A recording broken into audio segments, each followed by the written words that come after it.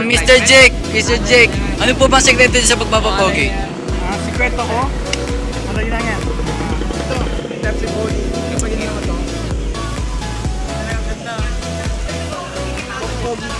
Pogi ka. Tingnan mo. Sample nga, sample.